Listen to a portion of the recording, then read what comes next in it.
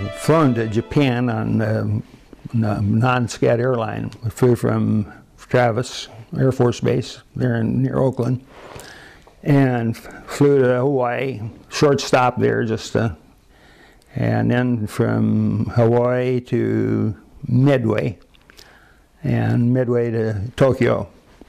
This was in a DC-4 and we were really packed into this thing. It's been a non-SCAD, you know.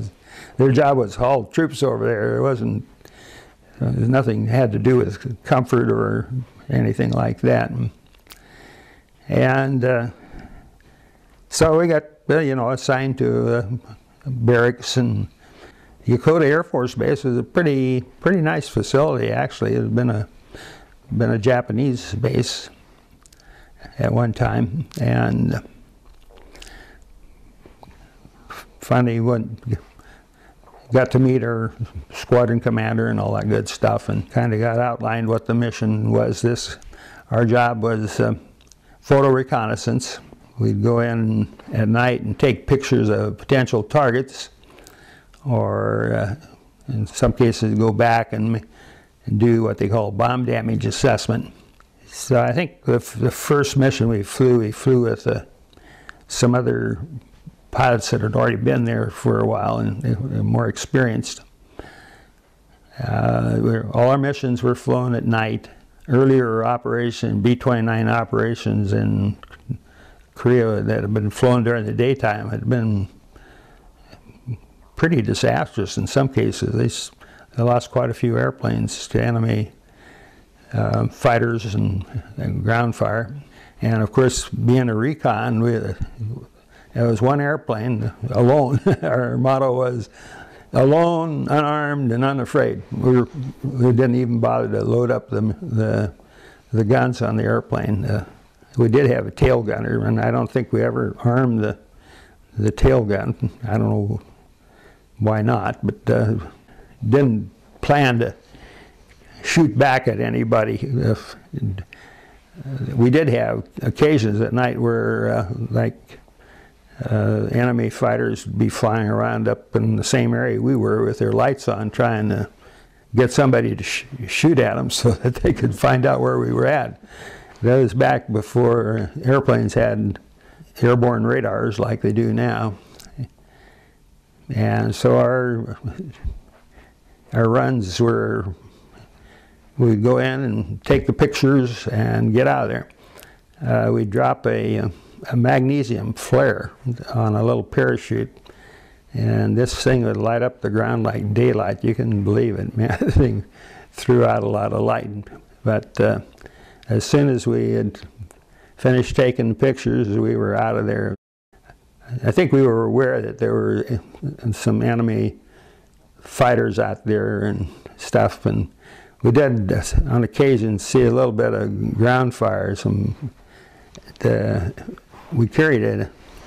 Our ECM was able to jam whatever the anti-aircraft gun that the Koreans had that was radar controlled, and fortunately, I guess, most of my combat missions were pretty straightforward, in and out.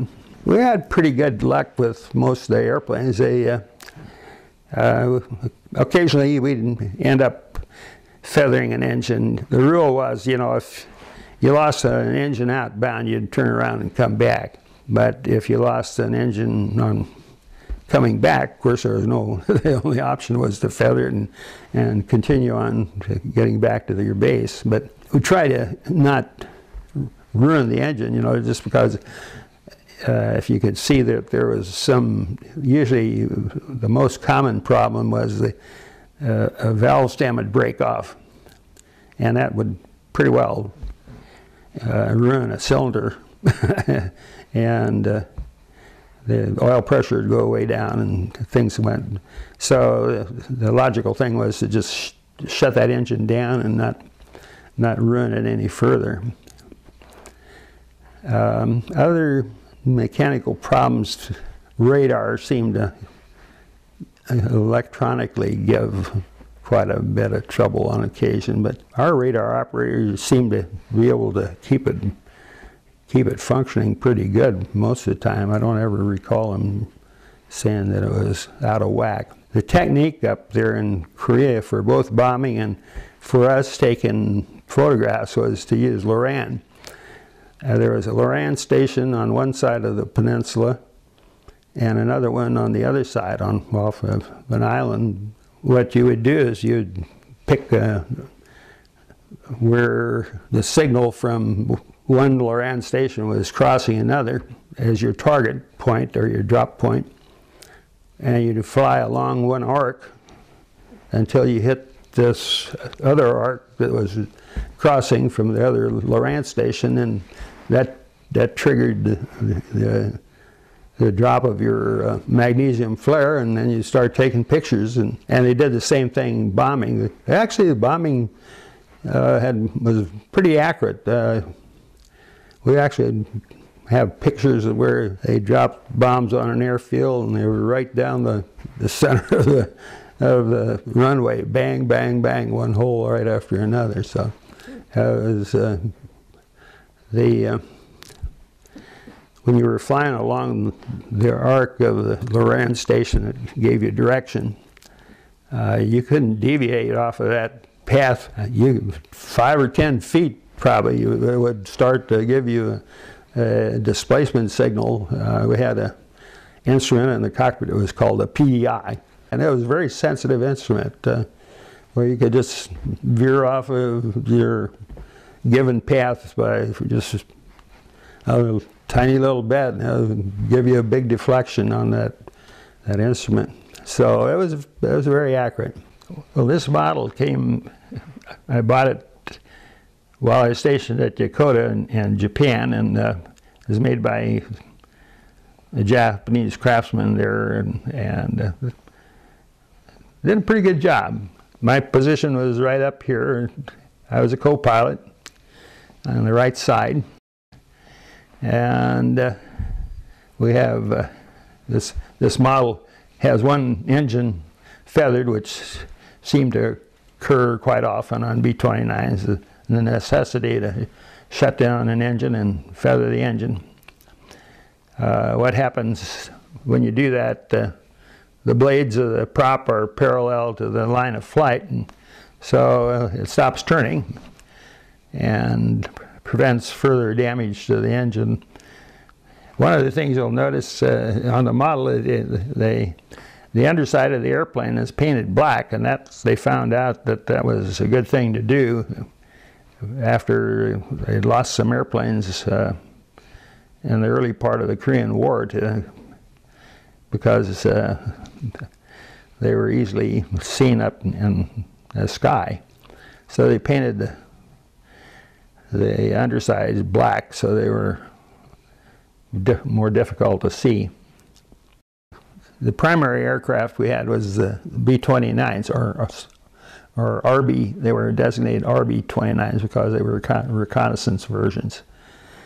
But we also had 2 detachments. One had B-50s that were also modified for reconnaissance, particularly so-called ELENT or ECM type of reconnaissance, and they had taken the forward bomb bay and made that a pressurized compartment. So they had a pretty good sized crew on those B-50s. And then we also had a detachment of B-45s. That was probably one of the real early jet bombers, a 4-engine jet bomber built by North American. Actually, pretty nice looking airplane. Had good lines. The missions of both of these detachments seemed to be pretty hush-hush. I didn't really know very much about them, but I think the B-45s did a lot of reconnaissance over China and probably even parts of Russia. The B-50s likewise probably did the same thing. One of the 29 missions that we flew, I flew as aircraft commander. And when we got back to the base, landed, one of the things you tried not to do is to land nose up so high that you would drag the tail skid back there. Well, I landed, and lo and behold, I drug the tail skid. Well, the penalty for doing that was you had to buy the crew a case of beer. It didn't really seem like that should have happened. Well, these guys in the back compartment, they all were up as far forward as they could in the compartment. And as soon as I touched down, they all ran to the back of the compartment and pushed the tail down so it hit the skid. So I ended up buying them some beer. Well, we had a lot of fun. In 1953, I was still there, so they came to a ceasefire agreement of some kind. And normally, my tour of duty in Japan would have been like about 6 months, and that was the rotation cycle that they had. But since the war was over, then we stayed there for another, I think, 2-3 months, and I ended up being there almost not quite a year. And that was really pretty good duty. The accommodations at Dakota were good. It's kind of country club living, still being at war. Kind of a paradox that you're actually fighting a war and still living in good accommodations. Yeah, I guess maybe that's one reason I joined the Air Force. I felt sorry for those guys that were ground pounders there in Korea. Boy, some of these pretty tough situations.